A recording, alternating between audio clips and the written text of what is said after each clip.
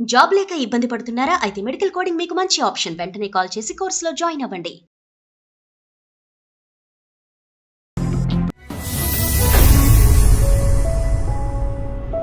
అందమైన జీవితం కార్యక్రమానికి స్వాగతం. నమస్తే కళ్యాణ్ గారు. పెళ్ళైన ఒక నెల రోజులు మాత్రమే అత్తవారింట్లో ఉంది. తర్వాత వెంటనే పుట్టింటికి వెళ్ళిపోయింది. ఏదో చిన్న ఉద్యోగం చేసుకొని బతుకుతోంది. చాలా విచిత్రమైన సమస్యగా ఉందండి. సో తనకి ఏం చేయాలో తెలియక ఒకసారి కాల్ చేయమంటారా? చేయండి మేడం.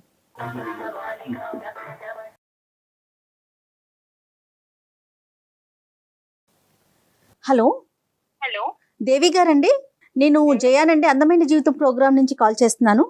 నమస్తే మేడం. నమస్తే దేవి. నమస్తే అండి. మరి మీరు కూడా ఒకసారి మాట్లాడతారా? నాతో పాటు డాక్టర్ గారు కూడా స్టూడియోలో ఉన్నారు. మాట్లాడతాను మేడం. ఎస్ దేవి నమస్తే అమ్మా. నమస్తే సార్. ఎంతమ్మా వయసు? సార్ నా వయసు 23 సంవత్సరాలు సార్. ఏంటమ్మా ఏ మ్యాటర్ గురించి మాట్లాడటం చేశారు? నాకు చిన్నప్పటి నుంచి పేరెంట్స్ లేరు. చిన్నప్పుడు చనిపోయారు. 10 years ఏజ్ ఉన్నప్పుడే. అయితే మా మేనత్త గారు నన్ను డిగ్రీ వరకు చదివించారు సార్ కష్టపడి. చుట్టాలందరూ కూడా మమ్మల్ని చాలా బాగా చూడలేదు. ఇంకా నాన్నగారు అమ్మగారు చనిపోయాక ఓకే. ఇంకా ఆమె దగ్గరికి తీసుకుని మమ్మల్ని చూశారు. అన్నదమ్ములు ఎవరు లేరు? అక్క చెల్లి గాని? నేను ఒక్కదాన్నే సార్. ఒక్కదాన్ని. అమ్మ వాళ్ళు. అవును సార్. ఏ వయసు నుంచి మేనత్ దగ్గర ఉన్నావమ్మా? సార్ నేను 12-13 సంవత్సరాల దగ్గర నుంచి ఉన్నాను సార్. అప్పుడు ఇద్దరు అమ్మగారు నాన్నగారు కూడా చనిపోయారు సార్. Okay okay. చెప్పమ్మా దేవి. చెప్పమ్మా. అయితే మా మేనత్త గారు ఒక సంబంధం చూసి పెళ్లి చేశారు సార్. అంటే మా ఇంటికి వచ్చి మరి నన్ను చూసుకుని కావాలి, ఈ అమ్మాయి కావాలని చెప్పి ఒక 1 month 2 months వరకు తిరిగి నన్నే కావాలని కోరుకుని వాళ్ళు చేసుకున్నారు సార్ మ్యారేజ్. ఓకే అమ్మా. కట్నం కూడా ఏం తీసుకోలేదు. వాళ్ళు కొంచెం బాగా రిచ్ పీపుల్. బాగా అంటే కొంచెం బాగా ఫైనాన్షియల్ మొత్తం కంప్లీట్ సెటిల్డ్. ఓకే. నువ్వేం చదువుకున్నావమ్మా? నేను డిగ్రీ చదువుకున్నాను సార్. ఎవరుంటారో అతనితో పాటు? ఉమ్మడి కుటుంబం? ఉమ్మడి కుటుంబం సార్. అందరూ కలిసి ఉంటాము. పెళ్లికి ముందు మాట్లాడేవమ్మా అబ్బాయితో ఒక నిర్ణయం తీసుకునే ముందు? మాట్లాడాను సార్. మాకు పెళ్లికి కూడా పెద్ద టైం ఏమీ లేదు సార్. ఓన్లీ ఒక 1 month సార్. వాళ్ళు ఎమ్మటే చూసుకున్నారు. అదే మంత్ లో పెళ్లి చూపులు, ఎంగేజ్మెంట్ అన్ని సంబంధించిన అన్ని అయిపోయినాయి సార్. నువ్వు మొత్తం మేనత్ మీద భారం వేసి బాగుందిలే ఆవిడ కరెక్టే నిర్ణయం తీసుకుంటది కాబట్టి అన్నట్టుగా నువ్వు వెళ్ళావు. మరి నన్ను చిన్నప్పటి నుంచి పేరెంట్స్ లేకపోయినా పెంచి చూసుకున్నారు కదా సార్. మేనత్ ఎప్పుడు బాగానే చూసుకుందామా నిన్ను? మేనత్ గారు బాగానే చూసుకున్నారు సార్. తనకున్న దాంట్లోనే పెంచి పెద్ద చేసి అన్ని చూసుకున్నారు. వాళ్ళ పిల్లలతో పాటు సమానంగా చూసుకున్నారు. వాళ్ళకి కూడా పిల్లలు ఉన్నారా? అత్తయ్య కూడా ఉన్నారు సార్. చిన్న వాళ్ళు నాకన్నా ఏజ్ లో. ఓకే అమ్మా. నీకు అంతకు ముందు ఎన్ని సంబంధాలు వచ్చినాయి అమ్మా? ఇది ఒకటే ఫస్ట్ సంబంధమే ఎస్ అని చెప్పారా? అంతకు ముందు వేరే సంబంధం అయితే ఇదే ఫస్ట్ వచ్చింది సార్. వాళ్ళు బాగా ఎంక్వైరీ చేసుకుని అన్ని గమనించుకుని మీ దాకా వచ్చారు? నా దాకా వచ్చి అంతా ఎంక్వైరీ చేసుకుని మా మేనత్ తో మాట్లాడి ఇళ్ళ పక్కన వాళ్ళతో మాట్లాడి ఒప్పించుకుని కావాలి అని చెప్పి చేసుకున్నారు సార్. Okay okay. పెళ్లి బాగా జరిగిందమ్మా? వాళ్ళు 10 లక్షల వరకు ఖర్చు పెట్టుకుని చేసుకున్నారు సార్. వాళ్ళ రేంజ్ కి తగ్గట్టుగా. అవును. ఇప్పుడు ఏంటమ్మా సమస్య ఏంటి దేవి? నన్ను పెళ్లి చేసుకుని తీసుకుని వెళ్ళి ఒక మాట అన్నాడు. ఏంటంటే మా వదినికి పిల్లలు ఉంటే నేను అసలు పెళ్లే చేసుకోకపోయేవాడిని.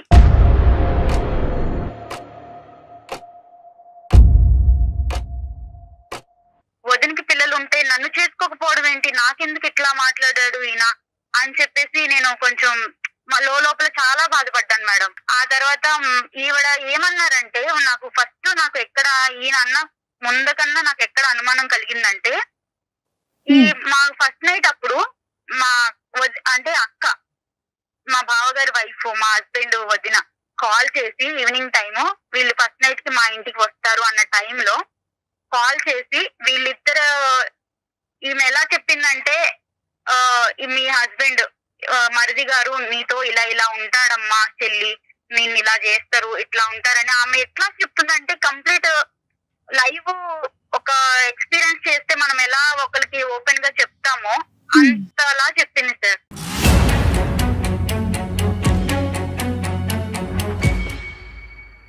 నా భర్త ఎలా అనేది ఆమెకి ఎలా తెలుసు, ఇలా చెప్పడం ఏంటి అనేది నన్ను బాగా చెలించేసింది. లోపలికి నేను చాలా ఫీల్ అయిపోయాను. వాళ్ళకి పిల్లలు లేరమ్మా? పిల్లలు లేరు సార్. ఇక్కడ పాయింట్ అక్కడే స్టార్ట్ అయింది సార్. వీళ్ళకి పెళ్లి, మా ఆయన నన్ను పెళ్లి చేసుకోవడానికి ఎంత రీజన్ అది కూడా ఆమెకి పిల్లలు లేకపోవడమే సార్.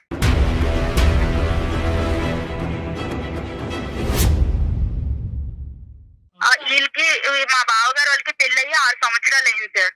6 సంవత్సరాలు అయింది. పిల్లలు అస్సలు లేరు. చాలా మందులు వాడారు, చాలా పెద్ద పెద్ద హాస్పిటల్స్ కి వీళ్ళకి ఉన్న డబ్బులు మొత్తం చాలా వరకు దానికే ఖర్చు పెట్టారు.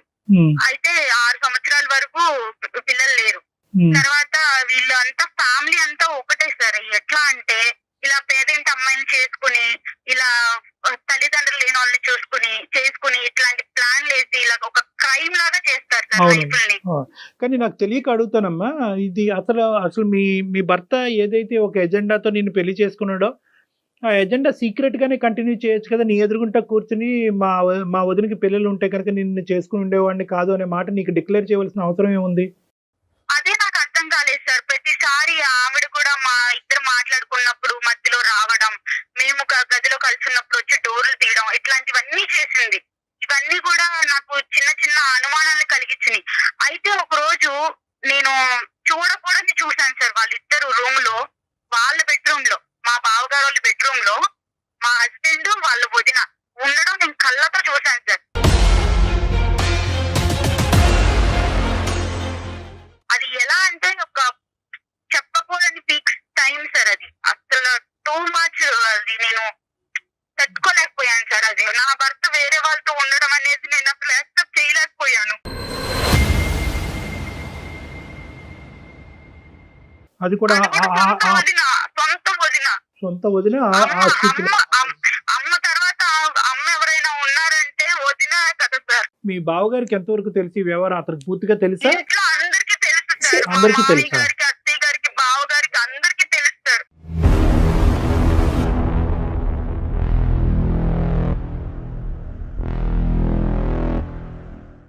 అందరికీ తెలుసు. కూడా నాలాగా లేని పరిస్థితి నుంచి వచ్చి తామను కూడా అలాంటి ఇంటి నుంచి చేసుకున్నారు. వీళ్ళు ఇద్దరు అన్నదమ్ములు కూడా లేట్ మ్యారేడ్ సార్. మా సరే, బావగారికేమో 40 ఏళ్ళకి పెళ్లి చేశారు, మా ఆయనకేమో 38 ఏళ్ళకి పెళ్లి చేశారు, నాకేమో 23 సంవత్సరాలు. ఎంత గ్యాప్ చూడండి సార్. అయినా సరే నాకు పెళ్లికి ముందు చెప్పలేదు సార్ వీళ్ళు ఇవేమి. తర్వాత చెప్పారు. చెప్తే నువ్వు ఎందుకు చేసుకుంటావులే కానమ్మా. వీళ్ళందరూ ఏంటంటే అలాంటి బక్రాలని ఎదుర్కొని ఎవరైతే కనుక దిగు స్థాయి దిక్కులేనటువంటి వాళ్ళు ఉంటారు, ఎదురు దాడి చేయరు, ఎటువంటి ప్రశ్న అడగరు, ఒక మూలన పడి ఉంటారు. అయినా కానీ నిన్ను చేసుకోవటం ఎందుకమ్మా? ఇప్పుడు అంటే పెళ్లి అనే ఇప్పుడు వాళ్ళ వదినతో నిజంగా ఆ వ్యవహారం నడిపిస్తే కనుక ఆ ట్రయాంగిల్ లవ్ స్టోరీ అలాగే కంటిన్యూ అవనియండి. మధ్యలో నిన్నెందుకు తీసుకొచ్చారంటే ఎందుకు బలి చేశారు అసలు? అది లవ్ కాదు సార్, అది ఒక రకమైన అదేలే. కామం అన్నమాట. నీ దురదృష్టం ఏంటంటే కనుక ఇక్కడ కట్నం అడగకుండానే చేసుకున్నారు, పెద్దింటి కుటుంబంలో చేసుకున్నారు, తల్లిని పిల్లని చేసుకున్నారు, జాలిపడి చేసుకున్నారు అనే యాంగిల్లో ఎంతో కొంత ఒక వ్యవహారాన్ని కనుక్కోకుండా, ఎందుకంటే ఇలాంటివి ఎక్కువ దాగేటటువంటివి కాదమ్మా. సార్ వీళ్ళకి ఫస్ట్ నుంచి కూడా రిలేషన్ ఉందని చెప్పేసి చుట్టుపక్కల వాళ్ళకి, ఇంట్లో పనిచేసే ఒక పని ఆవిడికి, అందరికి కూడా వీళ్ళ మీద చిన్న అనుమానం అనేది ఉంది సార్. రైట్. నీకు వెళ్ళాక గానీ తెలియలేదు అంతేనమ్మా? వెళ్ళాక కానీ తెలియలేదు. ఈయన కూడా ఫస్ట్ నుంచి కూడా ఇట్లా నాకు ఫస్ట్ నైట్ అప్పుడు చెప్పడం, ఈయన ఇలా ఇవన్నీ కూడా ఇంకా నేను కూడా స్లోగా అందరినీ కనుక్కోవడం ఇలా జరిగింది సార్. ఇలా జరిగిన తర్వాత మా మామయ్య గారికి, అత్తయ్య గారికి అందరికి కూడా నేను దీన్ని ఎక్స్ప్లెయిన్ చేశాను మేడం. చేసినందుకు నన్ను వాళ్ళు ఆ రోజు సాయంత్రమే తీసుకొచ్చేసి మా ఇంట్లో మా మేనత్త దగ్గర నన్ను దింపేసి, మీ అమ్మాయిని ఇలా పెంచారు మీరు ఇలాగే నా పెంచడం, ఇలాగే ఈ అమ్మాయికి మంచి మర్యాద అని చేసుకున్నాం మేము, మా మీద బొరుగు జల్లుతుంది అంటే వాళ్ళ వైపు ఏమీ తప్పు లేనట్టుగా మాట్లాడుతున్నారు అంతేనమ్మా? మాట్లాడి మా మేనత్త గారికి చెప్పి దింపేసి వెళ్ళిపోయారు మేడం మా మామయ్య గారు. మరి అత్తయ్యకి మీరు ఎక్స్ప్లెయిన్ చేశారా? అందరికి చెప్పాను మేడం. మీ మేనత్తకి ఒక్కటే తెలిసి, వాళ్ళందరూ తెలిసి ఇది అనేది జరుపుతున్నారు. వాళ్ళ ఇంట్లో ఇదంతా కూడా ఒక ఆనవాయితీ, ఒక అలవాటు, ఒక వ్యవహారం అమ్మా. అది ఆ కల్చర్ అలా అయిపోయింది. ఇక్కడ దురదృష్టం ఏంటంటే ఏదైతే నీ లూప్ లోంచే వచ్చినటువంటి ఆ పెద్ద ఆడపిల్ల కూడా ఇంకా వాతావరణానికి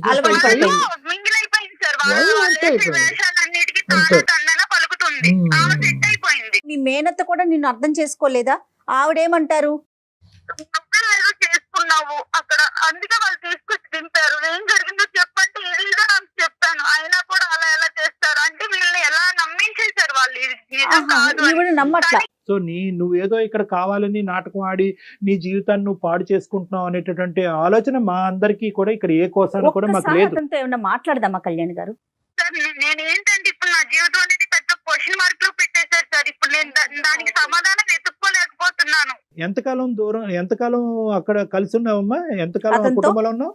నేను ఒక 20 రోజులు 22 రోజులు అట్లాగే కలిసి ఉన్నాను సార్. నెల లోపే సార్. ఈ 2 years పాటు, ఈ 2.5 years పాటు మీ ఇద్దరి మధ్యన కమ్యూనికేషన్, మెసేజెస్, అతను మీ ఇంటికి రావటం నెంబర్లన్నీ బ్లాక్ చేసేసారు. నేను అక్కడి నుంచి వచ్చాక కూడా నేను కాల్ చేస్తున్నానని చెప్పేసి నా నెంబర్ బ్లాక్ చేసేసారు సార్. వాళ్ళ ఇంట్లో వాళ్ళకి చేస్తే మా అబ్బాయికి ఫోన్ చెయ్యొద్దు, మా అబ్బాయితో మాట్లాడొద్దు, ఏదన్నా ఉంటే నువ్వు పెద్దోళ్ళని తీసుకొచ్చుకో, మాట్లాడుకో, నువ్వేమి ఇట్లా కాల్ చేసినంత మాత్రాన నీకు ప్రేమ ఉందని మేమేం కరిగిపోము, నువ్వు పెద్ద మాట్లాడాల్సిన మాటలు మాట్లాడి నిందలు వేసి వెళ్ళిపోయావు. అసలు నువ్వేం ఎక్స్పెక్ట్ చేస్తున్నావమ్మా? ఇప్పుడు ఏం లేదు మేడం, అటు నాకు డైవర్స్ ఇవ్వట్లేదు, ఇటు నన్ను తీసుకువెళ్ళట్లేదు. ఈ పెద్ద మనుషులు తీసుకెళ్ళి మాట్లాడినా కూడా అది ఉపయోగం లేకుండా పోయింది. వాళ్ళకున్న ఇన్ఫ్లుయెన్స్ తో ఏమేమో మాట్లాడి మమ్మల్ని మ్యానిపులేట్ చేసేసారు. ఇటు నాకు ఎటు క్వశ్చన్ లేక నేను మా యూర్ ఓపెన్ టు ఆల్ కదా. అంటే ఒకటే నేను అడిగేది ఏంటంటే, యూర్ ఓపెన్ టు ఎవ్రీథింగ్ కదా. డైవర్స్ అయినా మళ్ళీ కలిసి వాళ్ళు ఏదైనా మార్పు వచ్చి ప్రత్యేకమైనటువంటి స్ట్రింజెంట్ కండిషన్స్ పెట్టుకుని అక్కడ నీకేం కలిసి ఉండాలనే ప్రయత్నంతోనే నేను అందమైన జీవితానికి మెయిల్ చేశాను. కలిసి ఉండాలనే ప్రయత్నం. నేను ఆ ఇంట్లో వాళ్ళందరి మధ్యలో కలిసి అయితే ఉండలేను సార్ నా భర్తతో. ఇప్పుడు నీ భర్తని వాళ్ళు మౌల్డ్ చేసి, మాడిఫై చేసి, ఆ విధంగా ఉచ్చులోకి తీసుకెళ్లి పిల్లలకు అనేటటువంటి మెషిన్ లాగా పట్టుకెళ్లారనే ఉద్దేశమా నీకు? అంటే నీ భర్త ఇప్పటికీ నీ భర్తను నువ్వు ట్రస్ట్ చేస్తున్నావా? కాబట్టి భర్త బయటకు వస్తే కాపురం చేస్తానని అంటున్నావా? అవును సార్, అవును సార్. ఆ కుటుంబంలో వ్యక్తే కదా నీ భర్త కూడా. నువ్వు కుటుంబాన్ని వేరు చేయండి, నా భర్తను తీసుకురండి అంటున్నావు. నేను ఒక జాబ్ తీసుకుంటూ జాబ్ లో కూడా నాకు ఎన్ని అనుభవాలు ఎదురవుతున్నాయి సార్. ఒక పెళ్ళయ్యి అమ్మాయి పెద్ద నుంచి మళ్ళా వచ్చి జాబ్ చేసుకుంటుంది అంటే ఎంత నరకం అనిపిస్తున్నానో ఒక ఆడపిల్లగా నాకు మాత్రమే తెలుస్తారు. రాకూడదు. వీలైనంత వరకు ఆ కుటుంబం నుంచి దూరంగా ఉండేటటువంటి ప్రయత్నం గురించే మేము కూడా ఒక ఎఫర్ట్ పెడతాం అమ్మా. కాదు కూడదు అతని వ్యవహార శైలి అలాగే ఉందనుకోండి, అప్పుడైనా డైవర్స్ తీసుకుని నీ మటుకు నువ్వు బతికేటటువంటి, నీ కాలం మీద నువ్వు బ్రతికేటటువంటి ధైర్యం నీకుందా? ఉంది సార్. నేను ఇప్పుడు ప్రెజెంట్ జాబ్ ఇష్యూ తేలాలంతే నీకు. అంతేనమ్మా. అవును సార్. నా జీవితం ఎందుకు క్వశ్చన్ చేశారు, నన్ను ఇలా ఎందుకు మోసం చేశారు, ఇలా ఎంతమంది అమ్మాయిలు జరుగుతుంది. అర్థమైందమ్మా. నువ్వు అదే నేను ఇందాక చెప్తున్నాను కదా, నువ్వు అన్ని డైరెక్షన్స్ ఓపెన్ గా ఉంచితే కనుక మాకు ఈజీ అవుతుంది. లేదండి ఎలాంటి మనిషి అయినా పర్వాలేదు అతనితో పాటే నేను ఉంటాను అంటే కనుక మా ముందు కాలం బంధం వేస్తాను. నేను వెళ్తాను సార్ వేరు కాపురం. లేదు డైవర్స్ ఇస్తానన్నా నేను దేనికైనా సిద్ధంగా ఉన్నాను. నా జీవితానికి ఒక సమాధానం అనేది కావాలి. సరే నెంబర్ ఫోన్ పిక్ చేస్తున్నాడు అతను, ఇట్లా బ్లాక్ చేశాడు. బ్లాక్ చేసేసారు మేడం. ఒక పని చేయమ్మా, నాకు ఒక్కసారి నువ్వు వాట్సాప్ మెసేజ్ పెట్టు, నేనే కాల్ చేస్తాను అతనికి. అలాగే మేడం, అలాగే.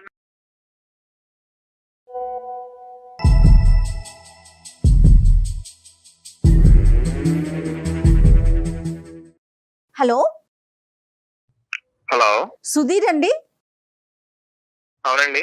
దేవితో ఇంతకు ముందే మాట్లాడాం మేము. దేవి మీ భార్య 2.5 సంవత్సరాల క్రితం కలిసి కాపురం చేసిన మీ భార్య. ఏదో ఒక ఇష్యూ చెప్తా ఉంది సుధీర్. తన్ని మీరు పెళ్ళైన నెల రోజుల్లోనే పుట్టింట్లో వదిలేశారని, ఇప్పటికి 2 సంవత్సరాలు అవుతోందని, పెద్ద మనుషుల ద్వారా వచ్చినా కూడా సమస్యకి పరిష్కారం కావట్లేదు, నన్ను ఏం చేయమంటారు అని మాకు ఒక మెసేజ్ పెట్టింది. మేమే కాల్ చేశాము. సో తన ఫోన్ పిక్ చేయట్లేదని నేనే మీకు కాల్ చేయటం జరిగింది సుధీర్. అసలు ఏం జరిగింది ఏంటి అసలు నేను ఎందుకు ఎక్స్ప్లెయిన్ చేయాలి మేడం? అంటే నేను ఎందుకు చెప్పాలి ఇదంతా? ఎవరు మాకా?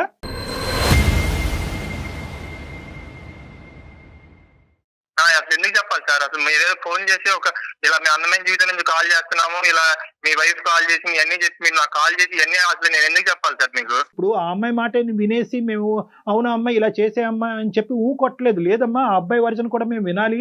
ఆ అబ్బాయి పడేటటువంటి బాధ ఏంటి అనేది మాకు అర్థం అవ్వాలి అంటే కనుక, ఆ అబ్బాయి నెంబర్ ఉందంటే కనుక నెంబర్ ఎత్తట్లేదండి అంటే కనుక సరే మేము ట్రై చేసుకుని రిక్వెస్ట్ చేసుకుంటాం అనేటటువంటి ఉద్దేశంతో నీకు కలపటం జరిగిందే గానీ నిన్ను ఇబ్బంది పెట్టే ఉద్దేశం కాదు నాన్న. అది కూడా నువ్వు దయచేసి అర్థం చేసుకోవాలి.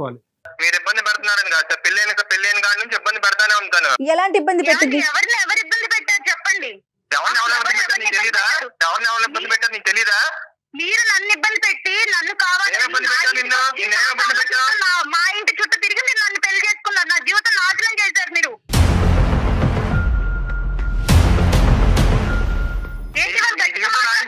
నీ జీవితం నాశనం చేశావు. నువ్వు వచ్చి మా కుటుంబంలో లేనిపోయిన సృష్టించి మా కుటుంబం చక్కగా ఉన్న కుటుంబాన్ని లేనిపోయింది నేను సృష్టించానా? నేను కళ్ళతో చూసిన నిజం కాదా?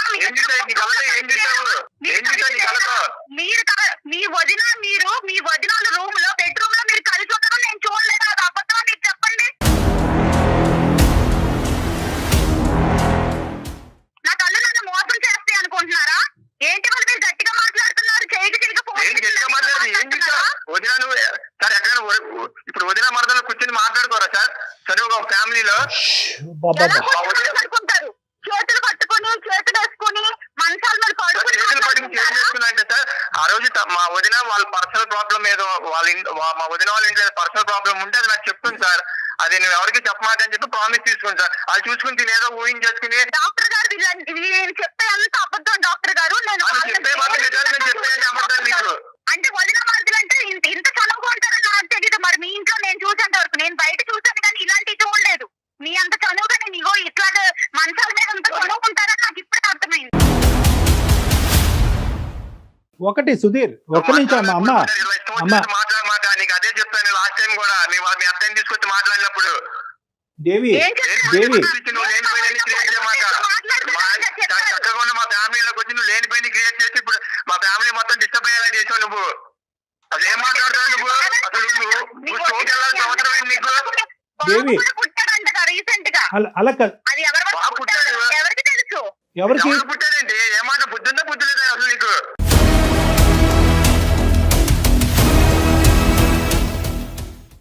నాకు బుద్ధి బాగానే ఉంది. మీకు బుద్ధి లేని పనులు చేశారు కాబట్టి నన్ను మా ఇంటికి మీరు తీసుకొచ్చి దింపేశారు. నాకు నేనేం రాలేదు నా కాపురాన్ని పాడు చేసుకుని.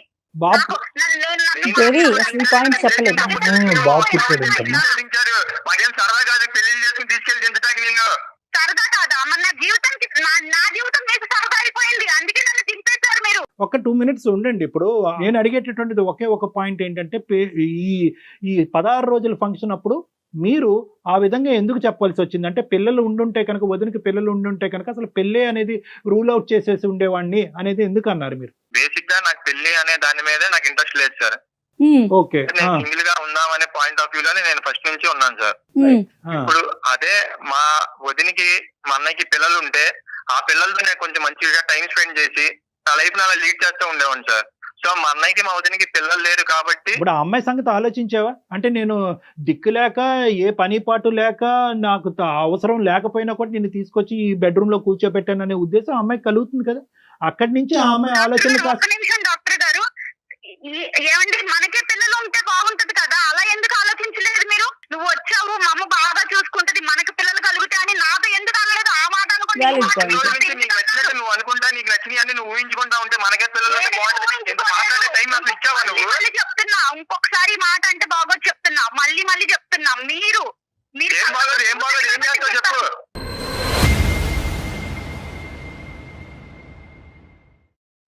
మాట్లాడితే బాగోదు అంట. నువ్వు వచ్చాక కూర్చుని ఏమండి మీరు ఆ రోజు ఇలా అన్నారు, ఎందుకు అన్నారు, ఏంటి దాని ఉద్దేశం ఏంటని నువ్వు అడిగావా నన్ను? మా మేనత్తను తీసుకుని పెద్ద మనుషులు తీసుకుని నేను వచ్చాను కదా, మీరు అప్పుడేం చేశారు? అప్పుడు మాకు ఈ పిల్లొద్దు, అలా వద్దు, ఇలా వద్దు అని మాట్లాడారు కదా, అలా మాట్లాడుకున్నా. అవును, నువ్వు ఇలా కట్టుకోవాలనుకుని కుటుంబంలో అందరి మధ్య సవాళ్ళు సృష్టిస్తావు, నాకేం తెలుసు, అందుకే వద్దని చెప్పాను. సృష్టించలేదు డాక్టర్ గారు, ఇదేమి నేను క్రియేట్ చేసి మాట్లాడట్లేదు డాక్టర్ గారు. నేను చూశాను, మీరు అబద్ధాలు చెప్పొద్దండి. ఒకటే ఇక్కడ ఏంటంటే ఫైనల్ గా ఒకటేనమ్మా, 3 సంవత్సరాలు చూసారంటావు. ఏంటంటే మీరు మంచాల మీద పడుకోలేదా? ఎలా పడుకున్నారు? నేను పిచ్చి పిచ్చిగా మాట్లాడమని చెప్తున్నా దేవి, ఇష్టం వచ్చేది సృష్టించమాట నువ్వు చెప్తున్నా.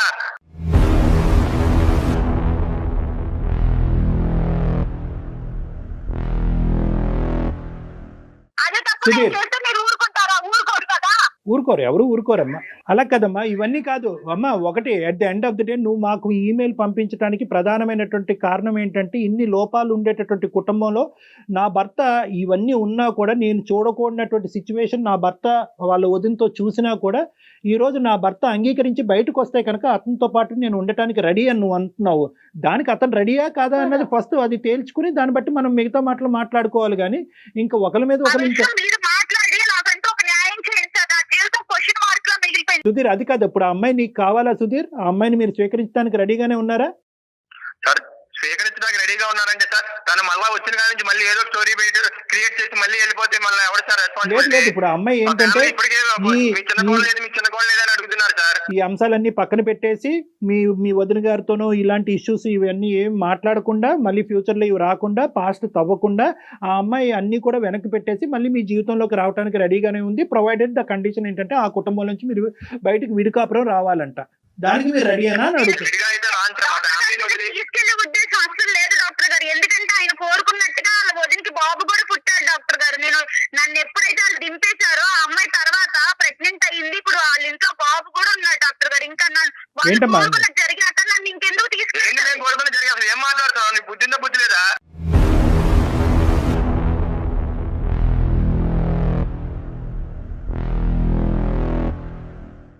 పొద్దు న్యూసెన్స్ ఏంటి సార్ మాకు ఇక్కడ? మాకు ఇంక వేరే పల్లె ఇవ్వండి. ఇలా ఛానల్ ఫోన్ చేసాము, దేవి ఫోన్ చేసింది, తీసుకెళ్తా ఇవన్నీ ఏంటి సార్ మాకు?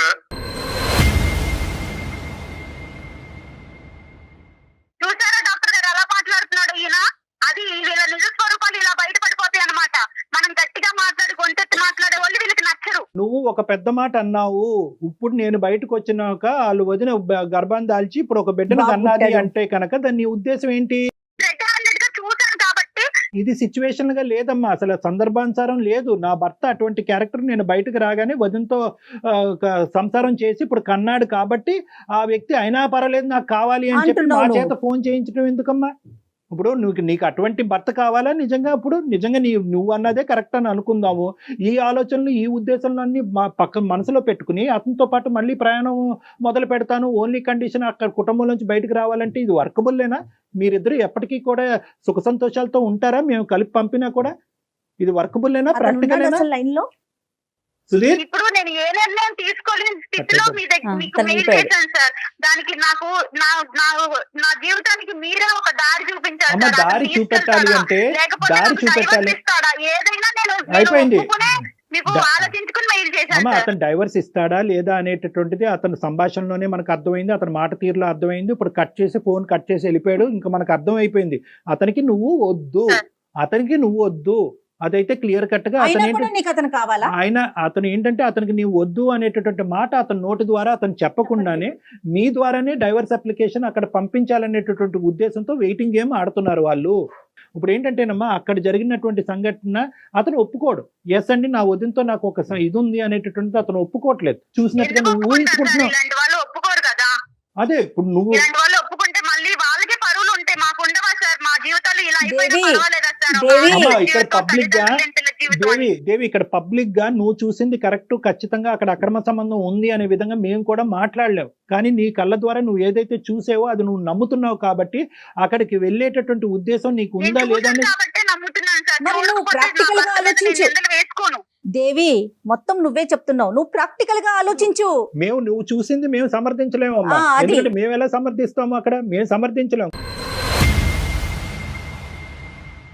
కానీ నువ్వు చూసింది నిజమే. ఆ నిజాన్ని నేను చూశాను కాబట్టి అది నేను జీర్ణించుకోలేను కాబట్టి అక్కడికి నేను వెళ్ళలేను అనేటటువంటి నిర్ణయం అన్నా తీసుకోవాలి. అది జీర్ణించేసుకుని సంసారం జీవితమే ఇంపార్టెంట్ కాబట్టి మిగతా అంశాలన్నీ పక్కన పెట్టేసి అణిగిమణిగి నేను అక్కడే ఉంటాను అనే నిర్ణయం అన్నా తీసుకోవాలి. ఏంటంటే అది ఖండిస్తున్నావు, అది తప్పు అంటున్నావు, అది కరెక్ట్ కాదంటున్నావు, అది దరిద్రం అంటున్నావు. కానీ నా భర్త నాకు కావాలి, అక్కడి నుంచి బయటకు వస్తే కనుక అన్ని మర్చిపోయి కాపురం చేస్తానంటే ఈ రెండు ఎలాగ ఒక పడవలో ఎలా ప్రయాణం చేయొచ్చు? ఇవి కాదమ్మా నువ్వు చూసింది. ఇప్పుడు మీరు నా బాధ అనేది మీకు అర్థమైంది కాబట్టి నాకు అర్థమైంది. నేను ఒకే కంక్లూజన్ నేను చెప్తానమ్మా. ఇప్పుడు ఆ అబ్బాయి అయితే కనుక ఇది ఒక పేపర్ తీసి చింపేసినట్టుగా ఇది చింపేస్తున్నాడు. అదేమీ లేదు, కేవలం మా కుటుంబంలో విడదీయటానికి ఈ అమ్మాయి దాపరించింది కాబట్టి ఈ అమ్మాయిని తీసుకెళ్లి ఆ పుట్టింట్లో వదిలేయటం జరిగింది. మాకు ఇక్కడ ఎటువంటి అలాంటి బూత్ కార్యక్రమాలు ఏమి ఇక్కడ జరగట్లేదు, అటువంటి అంశాలు ఏమీ లేవు అని ఆ అబ్బాయి కళాఖండిగా చెప్పేశాడు. కాబట్టి ఆ అబ్బాయి తప్పు చేస్తున్నట్టుగా ఇలా పబ్లిక్ ఫోరం మీద మేము మాట్లాడటం అనేది కరెక్ట్ కాదు. వదినికి అతనికి ఇంకోటి ఏదో ఉంది అనేటటువంటిది ఇలా పబ్లిక్ ఫోరం మీద మాట్లాడటం కరెక్ట్ కాదు. కానీ at the end of the day okay అందు గురించి ఇక్కడ ఏంటంటే బాధితురాలు నువ్వే, జడ్జి నువ్వే. అదే నేను అంటున్నాను, బాధితురాలు నువ్వే, జడ్జి నువ్వే. నువ్వు కొద్దిగా ఓపెన్ మైండ్ సెట్ లో ఉండాలి. నువ్వు ఎంత ఇంప్రాక్టికల్ గా ఆలోచిస్తున్నావు అనే ఓపెన్ మైండ్ సెట్ తో నువ్వు ఉంటే కనుక నీ నిర్ణయం నువ్వే తీసుకోవచ్చు. ఇలాంటి వ్యవహారాలు నడిపించేటటువంటి భర్తతో పాటు నమ్మకంగా నేను ఎలాగా కాపురం చేయగలను, ఎలా నమ్మకంగా అతనితో కాపురం చేసి పిల్లలు కన్ను, ఇది ప్రాక్టికలీ ఇంపాసిబుల్. నెంబర్ 1. నెంబర్ 2 ఏంటంటే ఇక్కడ మోస్ట్ ఇంపార్టెంట్, అతనికి నీ మీద పూర్తిగా నమ్మకం పోయింది. అతను నీ మీద నమ్మకం ఏమీ లేదు. ఈ అమ్మాయి నమ్మకం కాదు డాక్టర్ గారు, ప్రేమ పోయింది, ప్రేమ అతనికి అసలు పోయింది, ప్రేమే లేదు. చచ్చిపోయింది. అతను ఒకటే ఉద్దేశం ఏంటంటే నేను అయిష్టంగా బలవంతంగా పెళ్లి చేసుకున్నాను. అంతే. అయితే ఏంటయిందంటే కనుక కొద్దిగైనా కాంప్రమైజ్ అయ్యి నేను చెప్పేటటువంటి మాట విని నా లెక్క ప్రకారం ఉండేటటువంటి వ్యక్తిగా వచ్చుంటే కనుక నేను స్వీకరించేవాడిని. వస్తూనే మా కుటుంబాలను చిచ్చురేపి ఎదురుదాడి చేసేటటువంటి వ్యక్తిని నాకు వద్దు అని చెప్పి చెప్పకుండానే అతను నీకు దండం పెట్టేశాడు అతను. సో ఇటువంటి వాతావరణంలో అసలు ఎంతవరకు అసలు 0.5% అయినా కూడా ప్రాక్టికల్గా మీరిద్దరు సంసారం చేసుకుని ముందుకు వెళ్ళగలరా? No, I don't think it is practically possible. నువ్వే ప్రాక్టికల్ గా ఆలోచించట్లేదు దేవి, సారీ నేను ఇట్లా అంటున్నందుకు. నువ్వు చేయవలసింది ఏంటంటే నీకు కాపురం వద్దు, భర్త జీవితం ఏంటి మేడం, ఇప్పుడు నా జీవితం ఏమైతుంది? అమ్మా, డైవర్స్ ఇస్తారా? ఫస్ట్ నువ్వు లీగల్ అడ్వైస్ తీసుకో. మీ తరపు నుంచి మీరే డైవర్స్ తీసుకునేటటువంటి ప్రయత్నం చేయండి. ఒక లీగల్ నోటీస్ అనేది వాళ్ళకి పంపించండి, అన్ని సర్దుమనుగవు. నీ జాబ్ నువ్వు చేసుకో, నీ కాళ్ళ మీద నువ్వు నిలబడే ప్రయత్నం చేయి. అలాగే మేడం. ఇప్పుడు నీ క్లారిటీ వచ్చింది కాబట్టి, ఇంతవరకు నువ్వు ఒక కన్ఫ్యూజన్ లో ఉన్నావు కాబట్టి ఇప్పుడు నీ వచ్చింది సార్, ఇప్పుడు తెలిసింది వాళ్ళ నిజ స్వరూపం అనేది phone Yes, call yes, exactly. బాగా క్లియర్ గా అర్థమైంది. సో నీకు ఏ దారి అయితే నువ్వు ఎత్తుక్కుంటూ వచ్చావు మా దగ్గరికి, ఆ దారి ఇది ఉందమ్మా అని అవైలబిలిటీ అనేటటువంటిది ఒక క్లారిటీ మీకు ఇచ్చాము. నీకు ఆ కన్ఫ్యూజన్ క్లియర్ అయింది కాబట్టి ప్లీజ్ గో హెడ్ అండ్ నీ జీవితం ఏదైతే ఉందో ముందున్న జీవితాన్ని ఒక నమ్మకంతో ప్రయాణం చేయడానికి ప్రయత్నం చేయమ్మా. ఎవ్వరు మనతో తోడు రారు అమ్మా దేవి, మనకి మనమే ధైర్యంగా ఉండాలి. Okay okay madam. Right. Okay, thank Thank you, you. ma. Good luck అమ్మా, all the best. She's confused. ఆ సో కన్ఫ్యూజన్ కొంచెం మనకి నిదానంగా ఆలోచించుకుంటే తనకి ఒక క్లారిటీ Right. వస్తుందండి. అంతే. రైట్ కళ్యాణ్ గారు, నమస్తే. Thank you.